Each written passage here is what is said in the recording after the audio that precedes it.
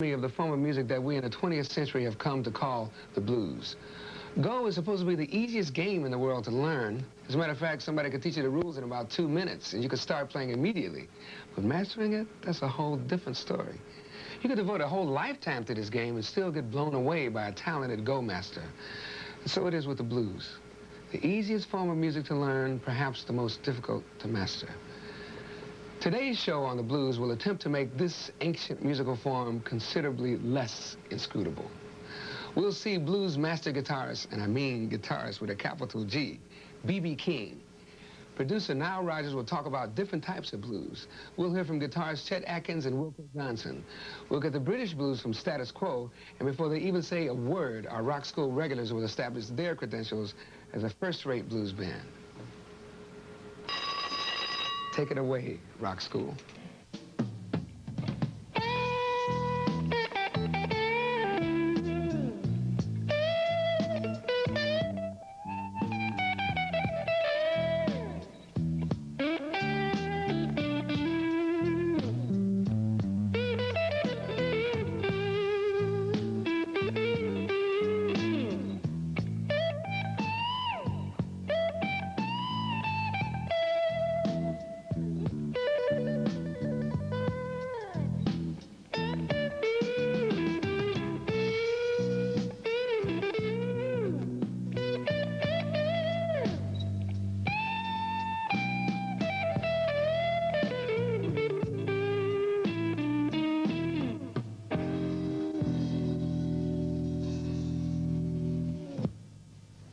That must be one of the most instantly recognizable sounds in rock music, the bars of a slow blues sequence.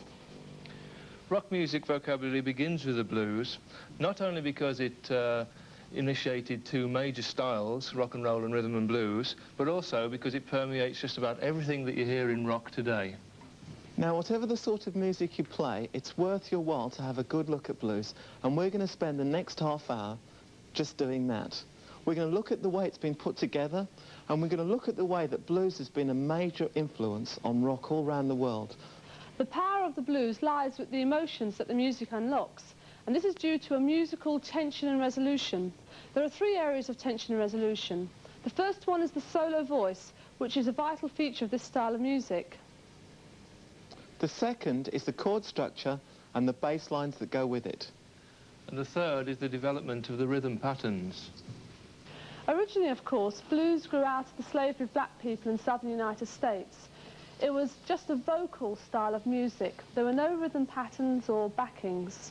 This followed on from an earlier vocal tradition of African music.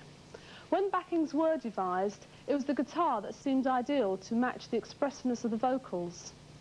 Now, there are two elements to this. One is the notes that are used, and the other thing is the techniques that you can use to give these notes expression. Now, the notes are very simple. There are just 5 different notes in any key, and we call these the blues scale. Now, I'm going to show you all the examples in blues scale patterns in the key of A. This is a very popular key in blues. So I start with the A note on the 6th string, and this is how it sounds.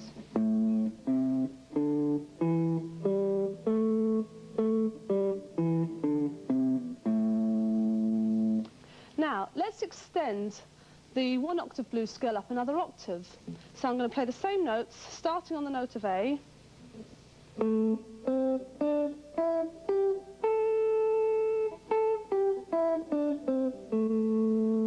Now I'm going to play the whole 2 octave blues scale.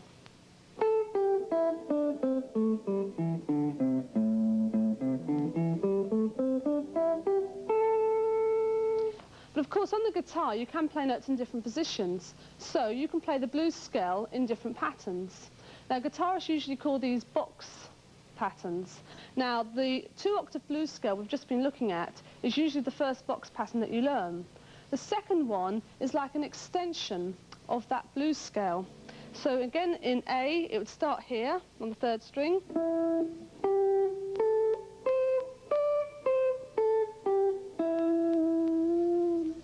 And the 3rd box position has its root note on the 5th string. And again, it's a completed blues scale, going up to near 2 octaves.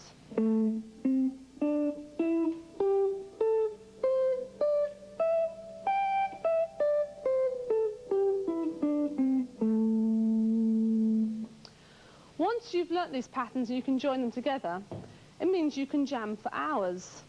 Now, we're going to look now at a great blues guitarist, the late Freddie King. Now, he's just using the 5 notes of the blues scale mainly, and in just one box position here. But you never think it to listen to him.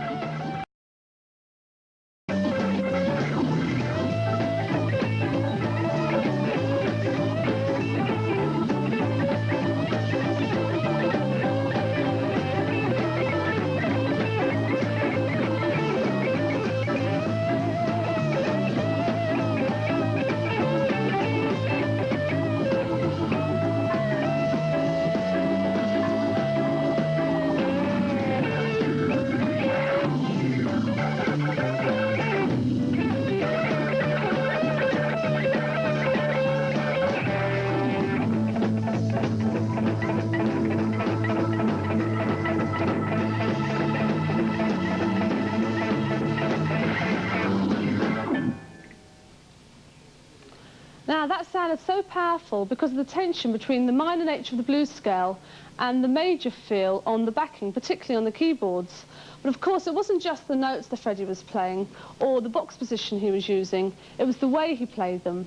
And we're going to look now at some techniques you can use to make the notes more expressive. Now, probably in playing blues, the 2 most important techniques are vibrato and string bending. They're usually used in conjunction with each other, but I'm going to look at them separately so you can see exactly how they're done. Let's look at vibrato first. Now, if I fret a string, a note in the blues scale, you'll notice that my hand position is different than usual. I've got my thumb much further up, and the neck is really lined between my first finger and my thumb. Now, to get a slow, even vibrato, you need to move the string from side to side of where it would usually lie, so you're shifting the pitch of the note up and back down again. It sounds like this. Or faster. This gives the note a lot more sustain than usual. And we'll try this now out with the group, and you can see how this sounds, just using the notes from the blues scale.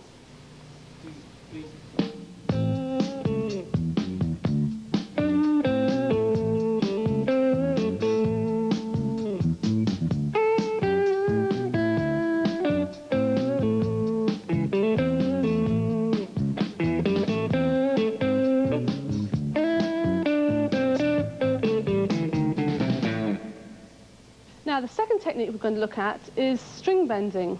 Now, on the guitar, you can bend a string anything from a semitone right up to 2 tones. On the blues scale, there are 2 notes in the scale that are most commonly bent. It's the 4th, which in A, it would start here on the 3rd string.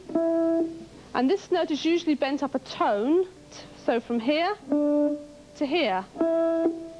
And you also bend up the 7th note, which is this note here.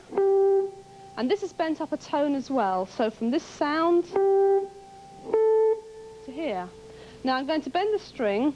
I'm actually gripping the neck with my hand, and I'm going to use the same technique as with vibrato, that is to rotate the wrist so that my whole hand will move. And I'm going to use my 3rd finger to bend both these notes like this.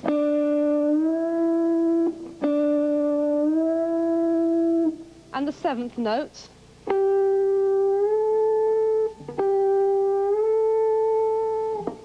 Now, I'm going to incorporate both the techniques now, string bending and vibrato, and I'm also going to slide the notes a bit, because these are all techniques which will make the blues scale sound a lot more expressive.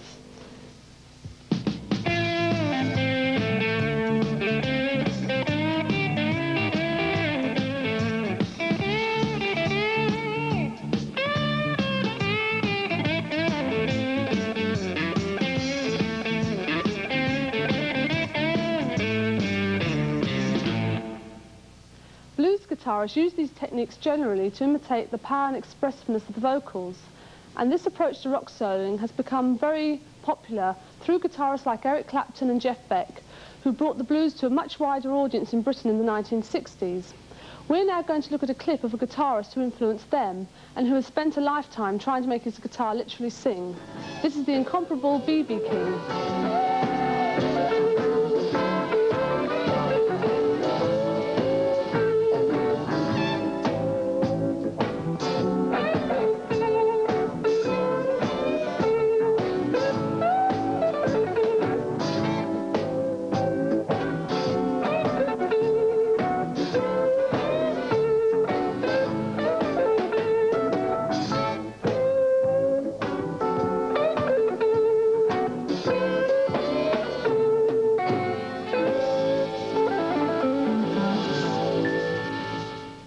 Now, the last part of the blues is the chord structure.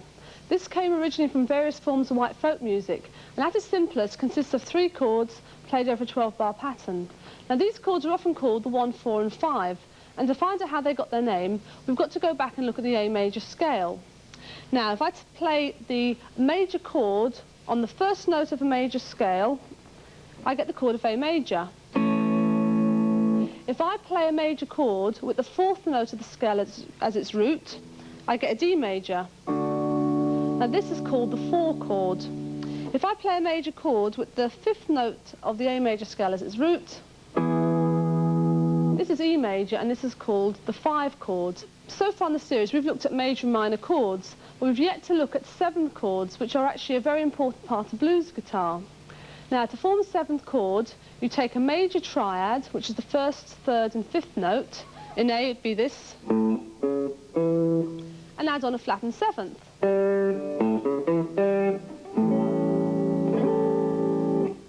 Now, in the 1, 4, 5 sequence, the 5th chord is nearly always played as a 7th.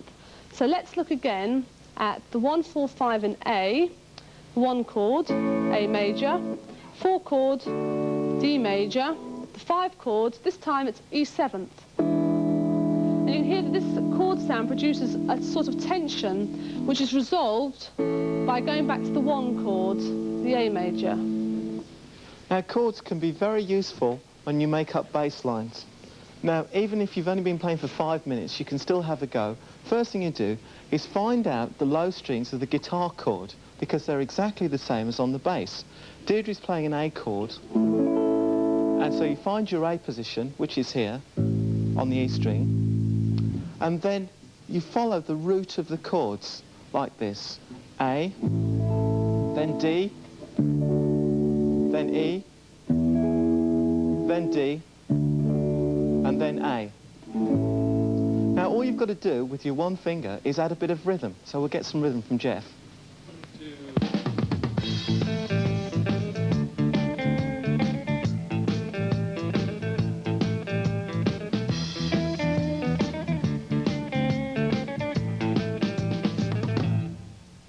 Right, now the next step is to find out what's in the guitar chords. There's a root, a 3rd, and a 5th. Root, 3rd, 5th. Against the chord they sound like this. And then you remember the finger shape that you've got and copy that when you move to your new root on a D, like this. 1, 2. That's for D, and then you can copy the same finger shape and play E major like this.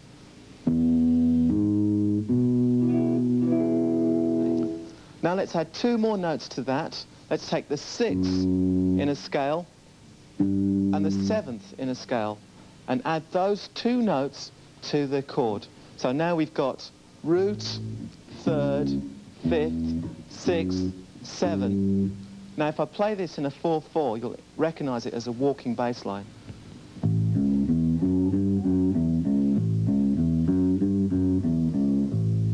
Now the good thing about that pattern is that if you change the rhythm just a little bit and play it in unison with the guitar, you get some great rock and roll riffs.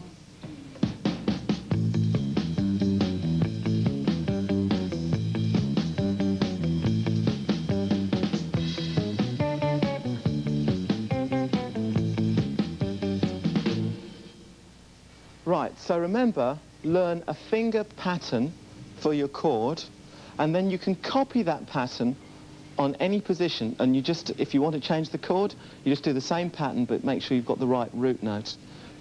When Henry was making up bass lines, he used the notes the 5th, the 6th and the 7th.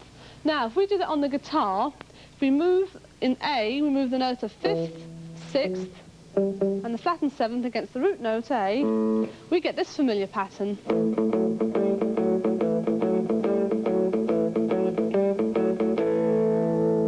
You can also add notes to chords as well.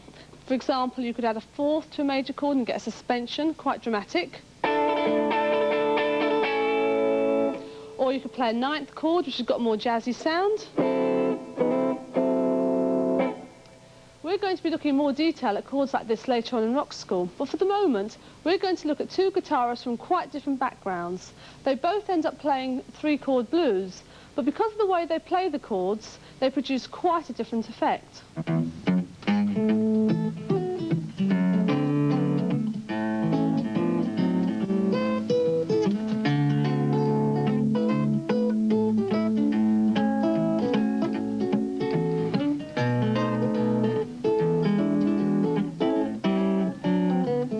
4 chords, I'm sorry.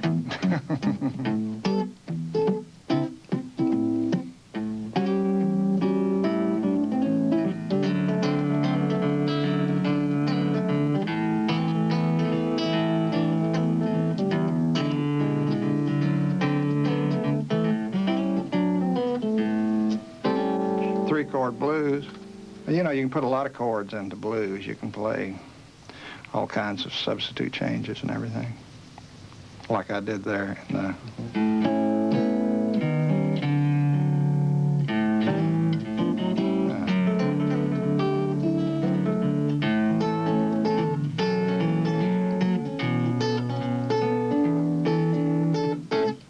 You can have like sort of like rock blues, which is, you know, that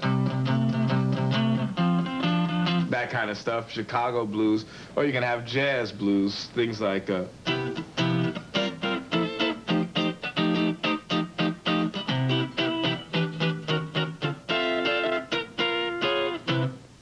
third component of the blues, of course, is rhythm. But on the drums, as we saw last week, it's not just a matter of trying to be flash. Everything that you play here affects the arrangement and the structure of the whole of the rest of the music. And in fact, this can be shown historically, because when you go back to the very earliest blues and rock and roll, there were no drums. And when the first blues drummers in Chicago were drafted into the bands, people like O.D. Payne and Fred Bellow, they had all sorts of problems to contend with. Wandering time, 13 bars instead of 12. And eventually, they nailed the rhythm down, and they were very largely responsible for structuring the 12-bar as we know it today. Now, in early blues, there's a triplets feel running all the way through it, which gives it the sort of swing that is similar to jazz. So instead of the 4 beats of the bar being divided into 2, like this, 1, 2, 3, 4, 5, 6, 7, 8, 4 2s, we get 4 3s. So you get 1, 2, 3, 2, 2, 3, 3, 2, 3, 4, 2, 3, 1, 2, 3, 2, 2, 3, 3, 2, 3, 4, 2, 3. And it's played at different tempos in different sorts of music. And of course, different tempos means different moods. So we're going to have a look at a few different examples of what you might do on the drums, and we're also going to see how it affects what the other instruments play. So, starting with the slow blues again, in this, the bass drum follows pretty closely what the bass guitarist's doing. Not too closely though, otherwise it gets a bit stilted. You've got to develop some sort of communication and feeling with your bass player. Also, the snare drum on 2 and 4, the guitar goes along with it, chops on the 2 and 4. So you get this sort of sound.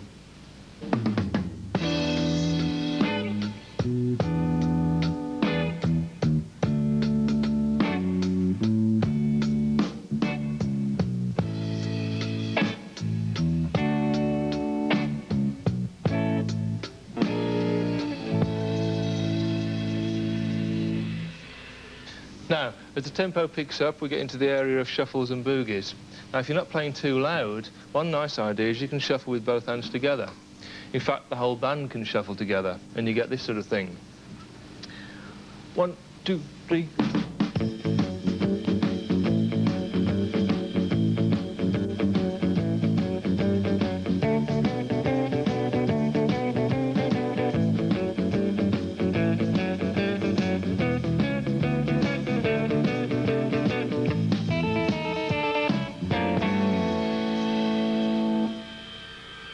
OK, and as we go up to really fast tempos, we get into the area of rockabilly. You can do this in a country manner like... But more interesting, you can play with both hands on the snare drum. Again, the guitar follows the snare drum beat. There's a beat like this one.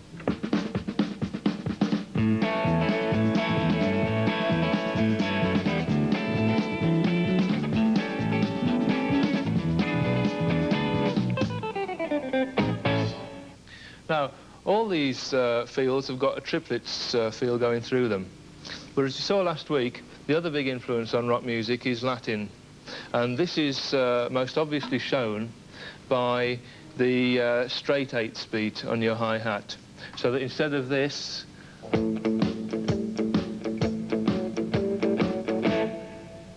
you get this.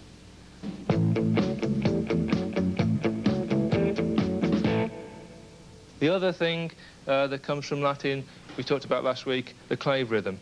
We're going to do a bit of really classic rock and roll now.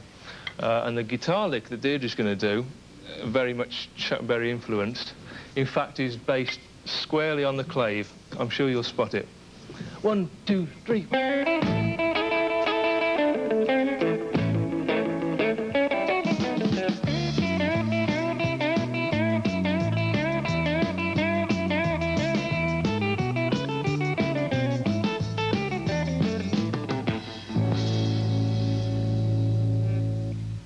We hope to have shown you how flexible the blues structure is.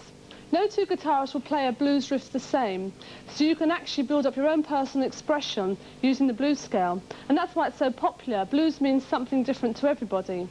We're going to look now at a guitarist who's actually got quite an unusual style. This is Wilko Johnson, who came to fame with the London R&B band Dr. Feelgood. Come on and get the guitar, Wilko.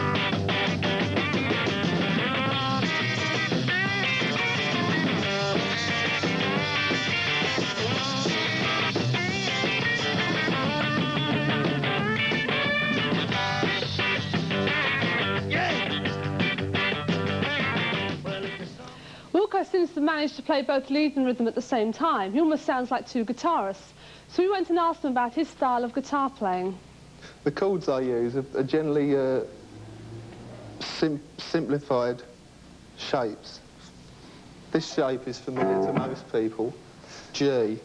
I play this way generally, which is the top 4 strings of that chord, they're like that, and I put my thumb over the top to make the G.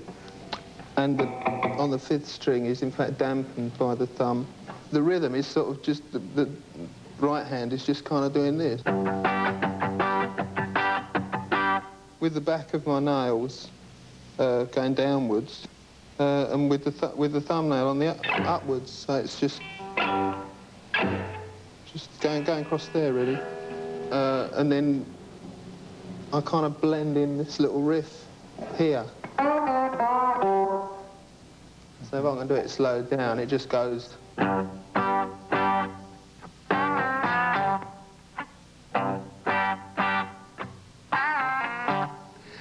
The blues is where most musicians start out, and it's the way we end up too, because the blues is in everything. Status Quo is next, so don't go away. And if you enjoyed this show and want to know more about the blues, keep watching, because coming up is information on the Rock School Home Study Package. It goes into much greater detail than we can on the show. And now for Rock School, this is Herbie Hancock saying, the blues. We're going to end the programme with another British band who play blues-based music. The sequences are still 12 bars using the 1-4-5 chords. The lead lines come from the blues scale. This is Status Quo, playing the classic Caroline.